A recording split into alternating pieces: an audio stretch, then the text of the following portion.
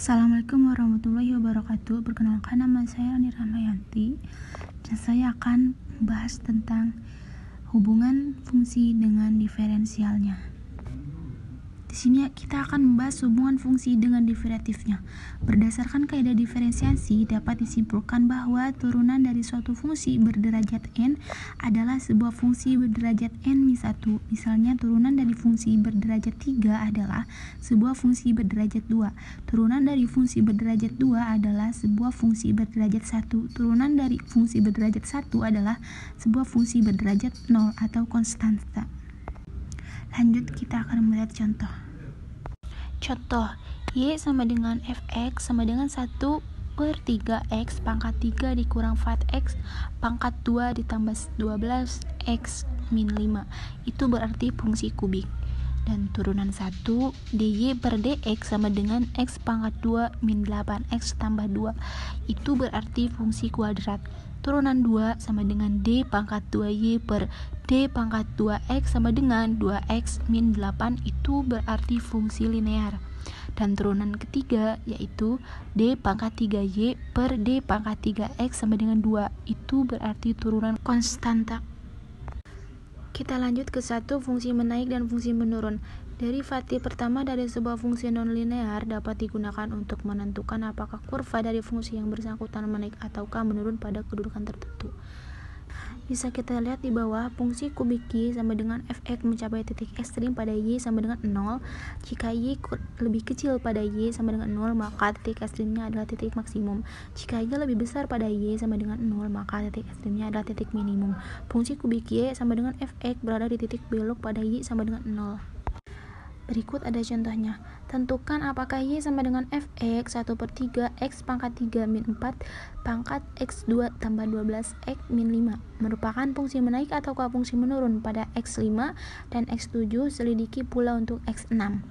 Fx sama dengan x pangkat 2 min 8x tambah 12.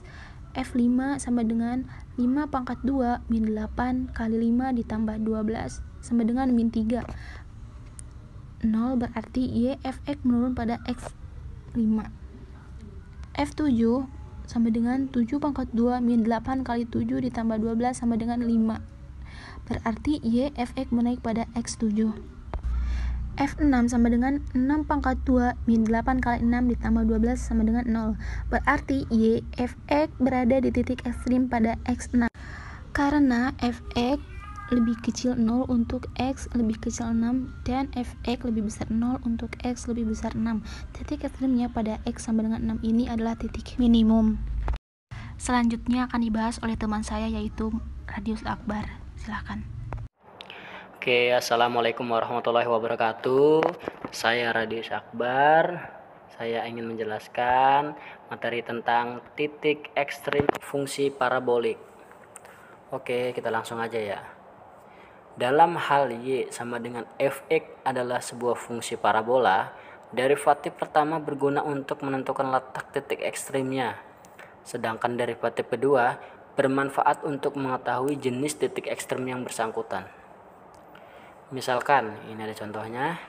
Y sama dengan fx sama dengan x kuadrat min 8x plus 12, itu berarti fungsi parabola.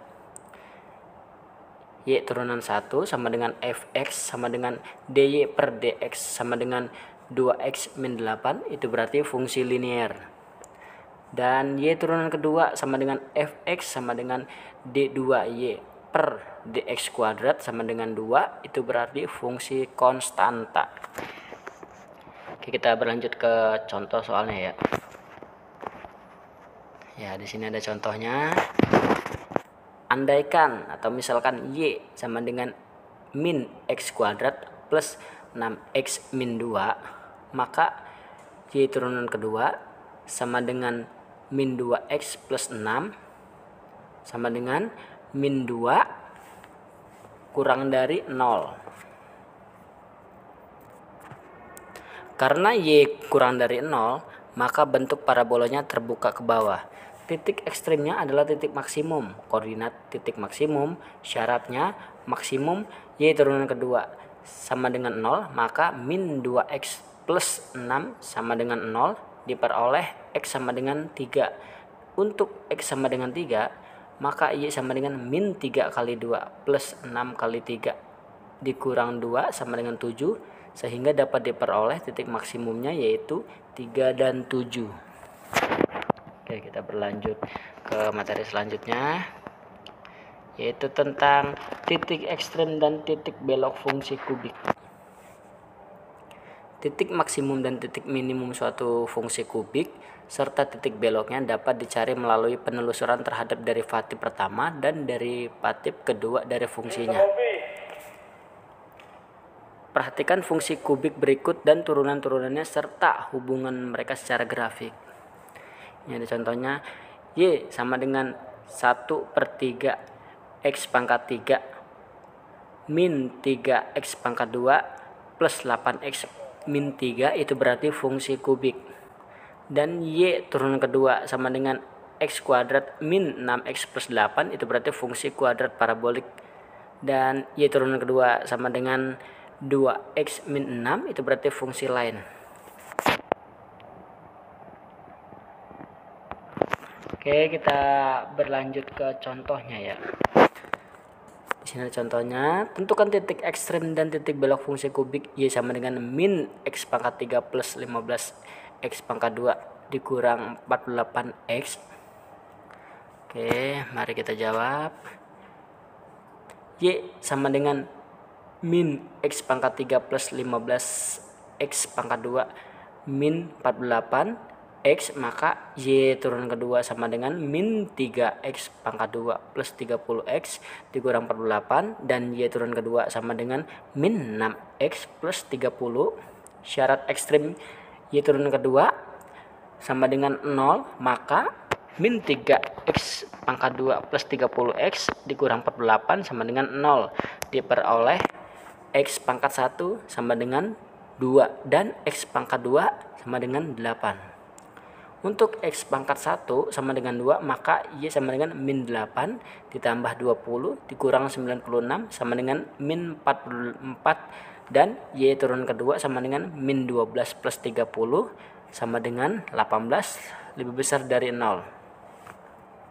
Jadi titik minimumnya adalah 2 dan min 44. Untuk X kuadrat atau X pangkat 2 sama dengan 8, maka Y sama dengan min 512 plus 960 dikurang 384 sama dengan 64, dan Y turun kedua sama dengan min 48 ditambah 30 sama dengan min 18 lebih kecil dari 0. Jadi titik maksimumnya adalah 8 dan 64. Syarat titik belok Y turunan kedua sama dengan 0 diperoleh X sama dengan 5. Untuk X sama dengan 5, maka Y sama dengan min 125 plus 375 dikurang 240 sama dengan 10. Jadi titik beloknya adalah 5 dan 10. Oke. Untuk kesimpulan dari materi yang sudah saya jelaskan, yaitu persamaan diferensial memegang peranan penting dalam rekayasa fisika, ilmu ekonomi, dan berbagai macam disiplin ilmu. Teori persamaan diferensial sudah cukup berkembang dan metode-metodenya bervariasi sesuai dengan persamaan diferensial terbagi menjadi dua, yaitu persamaan diferensial biasa atau PDP dan persamaan diferensial parsial atau PDP. Persamaan diferensial biasa adalah persamaan diferensial yang fungsi tidak diketahui variabel terikat adalah fungsi dari variabel bebas tunggal. Dan persamaan diferensial parsial atau PDP adalah persamaan diferensial di mana fungsi yang tidak diketahui adalah fungsi dari banyak variabel bebas, dan persamaannya tersebut juga melibatkan turunan parsial. Oke, cukup sekian penjelasan dari saya. Kurang dan lebihnya kita mohon maaf. Atas waktunya saya ucapkan terima kasih dan saya akhiri, wabillahi taufiq wal hidayah. Wassalamualaikum warahmatullahi wabarakatuh.